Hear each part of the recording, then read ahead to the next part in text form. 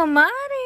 Dahil nga nag-declutter ako ng mga damit niya, ayan nga lumitaw na yung mga kasya niya. Pag 6 to 9 months na nga yung mga ibang damit niya dyan mga mare, pero kasya na niya lang. Napaka-cute nga nito mga mare, yung monkey na suot niya kagabi. Ayaw niya kasi yung naiipit yung paa niya, kaya medyo maluluwang na yung pinapasuot ko sa kanya. Yung mga pajama niya up to 3 months mga mare, ayaw ko na pinapasuot dahil nga nahihirapan siya, nagbubusit siya pag nakokontrol yung paa niya. Kaganda-ganda nga ng suot niya paggabi mga mare, tapos nga pag nainitan niya, ipinapatanggal niya din naman. Kaya pag minsan, pag hindi pa nalik yung diaper niya, ipinapasuot ko pa the other gabi na. Panggabi niya lang naman kasi, hindi naman niya sinusuot ng matagal. Gising nga kami ng alas 3 dyan mga mare, naiinitan yata siya. Tapos nakatulog siya ng mag-aalas 4 na. Pagkagising pa nga lang niya ng alas 10 dyan mga mare, pinalitan ko na nga yung damit niya. Tapos naiinitan yata siya ng mga bandang alas 3, kaya yan nilabas ko nga yung electric pan niya. Talagang sulit nga yung electric pan na nabili ko itong mga mare dahil nga gamit na gamit namin. Nung alas 4 nga nakatulog kami mga mare, tapos nung alas 5 ay nagising naman kami ulit dahil nga sinumpong na naman yung tiyan niya. Sa bagay, nagpapasalamat na ako na hindi alauna sinumpong yung tiyan niya. Nagising na nga kami ng alas 5 dyan mga mare at hindi na nga kami natulog. Multitasking nga ang ginagawa ng batang to, dumidede habang ang tumatay. Nukon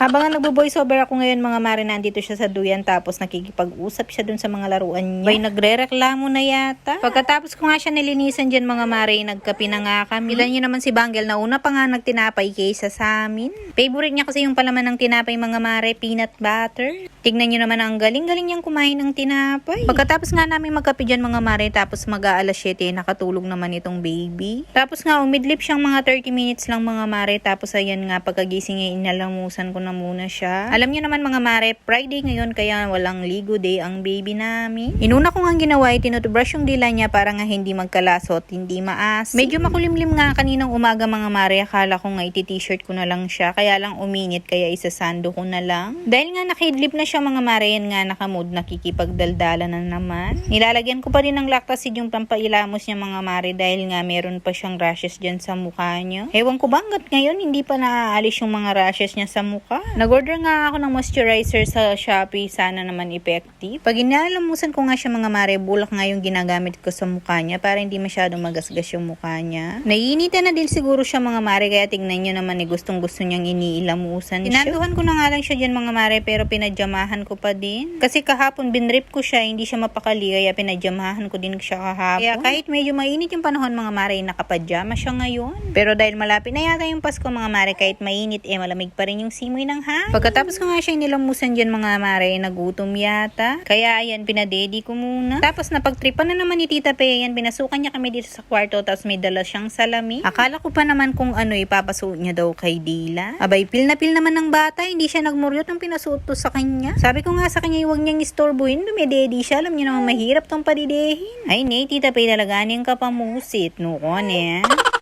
O siya mga mare.